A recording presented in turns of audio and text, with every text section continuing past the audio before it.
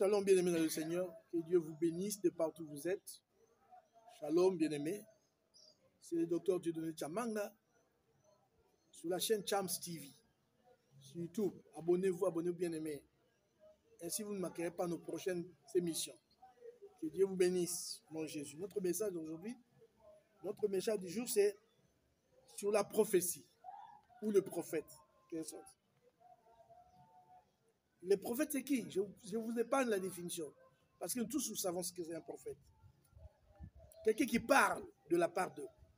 En quelque sorte, en bref, c'est ça. Mais d'autres disent, c'est quelqu'un qui est sous l'influence d'eux. C'est quelqu'un qui prédit des événements futurs. Il prédit des événements futurs. Oui, c'est bien, bien aimé, parce que nous avons besoin de gens qui prédisent des événements futurs. Et les gens accourent nombreux. Les gens courent vers eux. Parce qu'ils veulent savoir son avenir. Qu'est-ce qui m'est réservé? Comment sera mon avenir? C'est pas mauvais, c'est bien, bien aimé. Mais le problème, c'est quoi? Suivez très bien. La mise en garde de la parole de Dieu. La parole de Dieu nous donne des conseils. C'est à nous de recevoir. Si nous voulons, nous rejetons. Si vous ne voulez pas, vous rejetez. Ça, c'est votre propre problème. Donc, le prophète vous présente la pensée de Dieu. Il vous donne la révélation des choses cachées. Donc, des choses cachées, soit des révélations des événements futurs. Événements futurs, comment sera le monde, qu'est-ce qui se passera demain? Il vous le dit. Et pour votre vie, des choses cachées que vous ne connaissez pas, Dieu peut vous le révéler à travers la prophétie, à travers un prophète. Bien aimé. Et c'est là, nous courons derrière eux. Pendant que la Bible dit ici dans Actes chapitre 2, versets 17 à 18, Dieu dit, dans les derniers temps, dans les derniers jours, Dieu allait répandre son esprit sur toute chair. Il dit, je répandrai mon esprit sur toute chair. Vos fils et vos filles prophétiseront. Donc Dieu a dit, au dernier temps, même vos fils et vos filles prophétiseront. Donc si toi tu me suis là, Dieu dans les derniers temps t'a promis cela aussi. Cette grâce-là prophétique, c'est à toi. Non seulement, même il dit aux vieillards, ils auront des songes, des visions. Donc c'est dit, Dieu dit que je vous parlerai aussi. Mais malgré cela, nous ne nous contentons pas de ce que Dieu nous dit. Nous voulons aller auprès des spécialistes. Ce n'est pas mauvais. Mais il faut savoir que le monde n'est plus bon. Donc, l'ennemi, parce qu'aujourd'hui, il y a des faux. Parce qu'aujourd'hui, vous devez savoir auprès de qui dois-je aller consulter. Là, c'est un prophète. Mais quel esprit anime ces prophètes-là? C'est ça le problème aujourd'hui. Quel esprit anime ces prophètes-là? Qui est-il aujourd'hui? Bien me suivez, parce qu'aujourd'hui, la Bible nous avertit, parce qu'il y a beaucoup de gens nous avons des devins, des voyants dans l'église du Seigneur. Et ils exercent la divination. Ils font des prédictions, mais par la divination. Je vous donne un exemple. Dans Actes chapitre 16, verset 16, au temps de l'apôtre Paul, il y avait une femme qui prophétisait, qui disait des choses vraies. Parce que quand quelqu'un dit des choses vraies, on dit, ah, ce n'est pas vrai, c'est vraiment un vrai prophète. Mais cette femme-là prophétisait, disait, il a vu Paul passer, dit, oh, ces hommes-là que vous voyez là, ce sont des vrais serviteurs de Dieu. Ils vous annoncent le salut. Mais lui-même n'avait pas le salut. Écoutez, Paul a supporté cette femme-là. Pendant quelques temps après, il s'est révélé. Il a dit non. Paul a compris que l'esprit qui parlait à travers cette femme-là n'était pas le Saint-Esprit, c'était plutôt l'esprit de Python. Voyez, l'esprit de Python. Et l'apôtre Paul, pria et délivra cette femme-là de l'esprit là. Mais elle prophétisait non.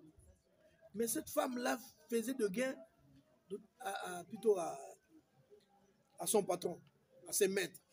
Donc, il était là pour produire de l'argent. Pour ces maîtres-là, ils prophétisaient, les gens lui donnaient l'argent. C'était l'esprit de divination. Ce n'était pas l'esprit de Dieu. Et Dieu nous met en garde pour nous dire, attention, il ne faut pas entrer en contact avec n'importe quoi. Parce qu'aujourd'hui, il y a l'esprit de divination est à l'œuvre dans beaucoup d'églises. Il y a certaines églises qui sont spécialisées dans les prophéties, mais ils travaillent avec l'esprit de divination. Mais savez-vous, bien-aimés, ils travaillent avec l'esprit de divination. Et beaucoup de gens courent là-bas. Mais vous êtes en contact avec, vous êtes en contact, en communion avec les démons, bien-aimés. Attention. Je continue parce qu'il y a non seulement l'esprit de divination. Donc, cette servante-là procurait de grands gains à ses maîtres. Acte 16, l'esprit de Python. Je ne vous explique pas le Python, c'est un serpent, non, vous le savez. Dans la mythologie grecque, ce serpent-là, ou dragon, qui gardait les oracles de Delphes.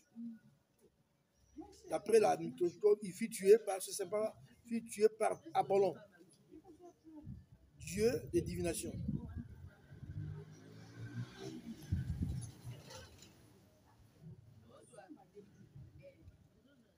Bien aimé, la divination, c'est le terme utilisé uniquement pour les prophètes qui se servent de la magie et des méthodes occultes. Mais savez-vous, bien aimé, beaucoup de prophètes se servent de la magie, c'est-à-dire de la divination. Mais savez-vous, vous trouvez, non, il prophétise de la part de Dieu, il m'a dit des choses vraies. Mais c'est que cette femme-là qui avait l'esprit de Python, ce qu'elle disait sur Paul, c'était vrai. Mais l'apôtre Paul n'a pas regardé si c'était vrai. L'apôtre Paul a discerné l'esprit qui était dans cette femme-là et chassé cet esprit dans cette femme-là. Est-ce que toi, tu peux aussi faire ça? Tu peux aussi faire tant. C'est toi aussi, tu peux discerner l'esprit qui parle, qui est dans un prophète XY. Donc, bien vous acceptez tout. Aujourd'hui, il y a plusieurs sortes de divination. Ce n'est pas seulement la forme de la femme là. Il y a plusieurs sortes de divination. Il y a par exemple, d'après le dictionnaire biblique, on dit, nous avons la rhabdomancie, qui consiste à lancer des bâtons en l'air et à examiner leur position au sol. Ils prennent le bâton, ils jettent ça en l'air. Dès que le bâton tombe, ils voient la position, comment est-ce que le bâton est tombé. Directement à partir de là, il peut tirer une prophétie. Il vous dit, oui, ça va, tu peux sortir, tout va bien pour toi. C'est une prophétie, mais ça ne vient pas de Dieu, ça vient de la magie. La magie. Et nous avons aussi une autre sorte de divination, l'hépatoscopie. Hépatoscopie, c'est quoi? C'est l'examen des entrailles d'un animal. Examen des entrailles d'un animal. Pour nous, aujourd'hui, c'est un peu difficile parce que, mais au temps des apôtres, ou plutôt au temps des patriarches, au temps d'Abraham, d'Isaac, ça se faisait. Étude des entrailles. Non seulement ça, il y avait aussi une sorte de divination. Le téraphim. Le téraphim, c'était quoi? L'utilisation des images. Les images des ancêtres. Qui peut être utilisé dans le spiritisme. Ça, Ézéchiel 21, verset 26, vous verrez ça. Donc il y a des gens qui utilisaient l'image des ancêtres. Et ils tirent un pronostic sur ça. Les images des ancêtres. Aujourd'hui. Les gens les font, beaucoup de gens prophétisent par la magie. Bien aimé. C'est regrettable aujourd'hui. Vous allez derrière, pendant que Dieu vous parle aussi. Parce que ça vous arrive aussi de dormir et d'avoir un songe. Mais seulement vous ne devez pas croire en Dieu, en ce Dieu qui est en vous. Vous allez confier tout à l'autre là. Il y a aussi toujours l'esprit de divination. Il y a la nécromancie. Nécromancie, consultation des morts. Et la Bible interdit dans Lévitique 19, verset 31. la concession des morts. Il y a beaucoup de gens comme ça. Allez dans plusieurs églises, vous verrez, où les gens consultent les morts. Ils prophétisent par les morts. Son père, son grand-père, qui est déjà décédé, qui est dans son corps, prophétise.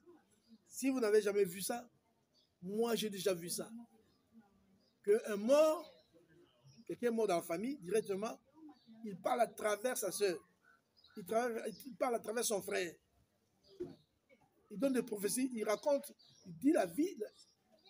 Donc ils disent des choses sur la vie des gens qui sont là. Et des fois, les gens viennent par rang, et ils prophétisent sur un chacun. Et ça, c'est... Et aujourd'hui, il y a ces prophètes-là qui parlent par ça, par l'esprit des morts, qui travaillent par ça. Et les gens courent dans ces églises-là, où les gens travaillent avec des esprits de morts. Parce que vous ne saurez pas que c'est un esprit de mort qui vous parle. Vous êtes en contact avec cet esprit de mort. Faisons très très attention, bien-aimés. La nécromancie, actuellement là, c'est déjà dans l'église de Dieu. C'est pourquoi Paul a raison de dire, alerte église. Actuellement là, il y a un faux évangile qui est entré, il y a un autre esprit, qui est l'Esprit Saint, entré dans l'église. Aujourd'hui là. La nécromancie dans l'église du Seigneur. Beaucoup de prophètes travaillent par les esprits des morts. Vous venez, il invoque l'esprit des morts de votre famille, et cet esprit des morts vient, il commence à vous parler sur votre avenir. Et les gens acceptent ça. Nous avons aussi 4 humains. L'astrologie fait partie aussi de la divination. L'astrologie.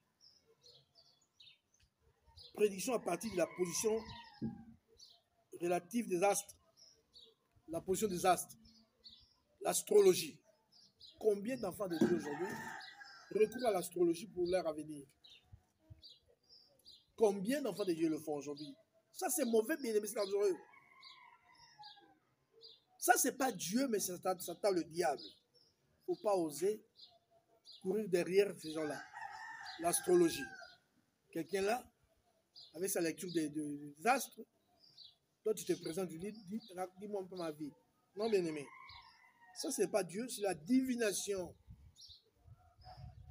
Il faut fuir ces choses-là. Non seulement l'astrologie, il y a aussi l'hydromancie. L'observation des images de l'eau. L'observation des images dans l'eau. L'observation des images dans l'eau. Genèse 44, 5,15. Donc nous verrons que d'autres personnes venaient, il y a de l'eau ici, ils vous disent, allons dans une rivière, vous vous rendez là-bas, vous regardez de l'eau, et directement lui, en regardant l'eau, il vous dit votre avenir, votre vie. Ça, c'est l'hydromancie. C'est dangereux, bien aimé, ce sont des pratiques sataniques aujourd'hui. Et je ne m'arrête pas là-bas parce que je me aussi vous dire Job 37, verset 7. Aujourd'hui, il y a des gens qui racontent des bonnes aventures. Peut-être que, par exemple, Job 37, verset 7, Dieu, la Bible dit, met un sceau sur la main de tous les hommes, afin que tous se reconnaissent comme ses créatures. Regarde ta main, moi aussi je regarde la mienne. Regardez, ce signe-là, c'est Dieu qui l'a mis. C'est le sceau qu'il a posé pour te montrer que tu es sa créature. Si tu es sa créature, que tu sois blanc, indien, rouge, je ne sais pas, chinois, noir, regardez ça. Ça, c'est un sceau de Dieu. Dieu dit, c'est un sceau que j'ai mis pour vous montrer que vous êtes mes créatures. Vous devez vous reconnaître comme mes créatures. Mais Dieu qui a mis ça comme ça, il t'a dit qu'il a mis un mystère ici pour que vous puissiez lire ça. Mais il y a des gens qui vous lisent ça. Donne-moi ma main. Il te dit ton avenir, pas dit de la main. Il le lit comment? Parce qu'il n'y a rien n'est écrit ici, bien aimé. Que personne ne vous trompe. Ne vous dites pas, moi je suis un pasteur spécialiste, je connais, je peux lire les signes de la main. Rien du tout, ça n'existe pas dans la Bible, ça n'y est pas. Ça n'y est pas dans la Bible. Donc, il peut le tirer qu'ailleurs. Par les démons qui peut lire ça, mais il va lire autre chose. Parce que toi, tu ne sauras pas vérifier pour dire c'est vrai ou faux. Parce qu'il vous dit quelque chose que toi, tu ne peux pas vérifier. Tu seras contraint d'accepter ça comme ça. tout bonnement comme ça, tu acceptes ça. Oh, toi, je vois, toi, tu seras riche. Toi, je vois que toi, tu auras 2 vies. La première vie, ça sera difficile. La deuxième vie, ça sera une vie heureuse. Mais Dieu a mis ses sceaux ici comme signe que toi, tu es une sa créature. C'est un sceau qu'il a mis seulement pour que toi, tu te reconnaisses que tu es sa créature. Sa créature, il n'a pas dit que j'ai mis ta vie dans ta main. C'est pas ce qu'il dit ici dans Job 37, verset 7. C'est pas ce qu'il dit. Bien aimés, soyons très, très prudents. Le monde où nous vivons, c'est moins regrettable. Tout ça parce que les gens ne savent pas que nous avons 3 esprits qui dirigent le monde. Nous avons un Dieu. Donc il y a des prophéties qui peuvent venir par Dieu. Dieu peut te parler, il te dit des choses vraies. Oui, Dieu, il a aussi ses prophètes, il peut parler à travers ses prophètes, il peut aussi te parler, comme il est dit dans Apôtres chapitre 2, verset 17 à 18, parce que nous ne croyons pas en nous-mêmes. Que dans les derniers jours, je répandrai mon esprit sur toute chair. Vos fils et prophétiseront. Mais si toi tu prophétises, pourquoi tu n'as pas confiance en ton Dieu? Pourquoi seulement tu as confiance à l'autre là, que tu ne connais pas? Il y a 3 esprits, j'ai dit l'esprit de Dieu. Nous avons aussi l'esprit de Satan. Satan aussi, en prophétique, lui aussi parle. Je vous ai dit les méthodes de Satan, telles que la divination. Ces prophètes recourent à lui. Dans ces méthodes, dans ces principes, pour avoir des prophéties, basées sur la vie des gens. Vous voyez? 3e esprit, c'est l'esprit de l'homme. L'esprit de l'homme. L'homme aussi peut aussi prophétiser, peut aussi voir des choses. La Bible, lorsque nous dormons, nous voyons certaines choses par le songe, des choses comme ça. C'est pourquoi, bien aimé, dans tout ça, il faut vérifier. Il faut éprouver, comme l'apôtre Paul. Mais si vous acceptez tout, c'est pourquoi beaucoup d'enfants de Dieu ne sont pas à l'aise aujourd'hui. Parce qu'il a été quelque part, on l'a dit, toi tu vas mourir demain. Et directement, il s'apprête déjà à mourir. Et peut-être c'est pas comme ça, moi je vois Ézéchias. Dieu lui avait dit qu'Ézéchias, tu vas mourir. Qu'est-ce qu'Ézéchias a fait? Il s'agenouilla devant l'Éternel, il prie à Dieu. Oh Dieu, souviens-toi de moi que j'étais fidèle dans la maison. Aie pitié de moi. Et Dieu lui dit, Ézéchias, oui, je t'ai entendu, je t'ajoute encore 15 ans, tu ne mourras pas. Bien aimé, tu veux avoir un mauvais songe, cela ne veut pas dire que cela se réalise tout de suite là. C'est un avertissement que Dieu te donne, que tu le cherches. Cherche Dieu et il te délivrera de cela. Bien aimé, que Dieu vous bénisse au nom de Seigneur Jésus-Christ. Et je crois que vous nous avez suivis. Vous avez compris, bien aimé, faisons très attention. Aujourd'hui, des faux prophètes sont entrés dans l'église. Ils séduisent pas mal d'enfants de Dieu. Et nous devons être prudents. Éprouver les esprits qui sont devant nous. Pourquoi ne pas plus haut Dieu? Cet homme-là, parce qu'il y a aussi des gens qui ne prophétisent pas la sorcellerie. Il a vu des choses dans la sorcellerie. Il vient, il vous les donne comme une prophétie de Dieu. Mais il a vu ça dans la prophétie. Oui, bien-aimé, Dieu a versé aux enfants d'Israël, il disait, certaines personnes prophétisent du mensonge. Il y a des gens qui prophétisent du mensonge. Moi, j'ai entendu quelqu'un dire, non, comment est-ce qu'il prophétise? Il vous regarde seulement. Il vous regarde, il cause avec vous, il pose quelques petites questions. À partir de vos questions-là, et il fait une prophétie. Il dit que Dieu m'a dit, Dieu ne lui a pas dit, c'est toi-même qui lui as dit. Il t'avait posé la question, diverses questions que toi tu n'as pas compris, et à partir de ces questions-là, il forme une prophétie. Il te délivre. Toi tu dis, oh, il a prophétisé sur moi. Il n'a pas prophétisé sur toi, mais c'est toi-même qui lui as donné ça, ces informations-là. Que Dieu vous bénisse, bien-aimés. Vérifiez les prophéties. N'acceptez pas tout ce qu'on vous dit. Que Dieu vous donne, que Dieu vous bénisse, bien-aimés. C'était le docteur Dieu de Tchamanga. Nous sommes sur la chaîne Chams TV. Abonnez-vous, bien-aimés, afin que vous puissiez nous suivre prochainement. Au nom de Jésus-Christ. Mon numéro de téléphone 243 89 89 35 59. Que Dieu vous bénisse au nom de Jésus et à la prochaine.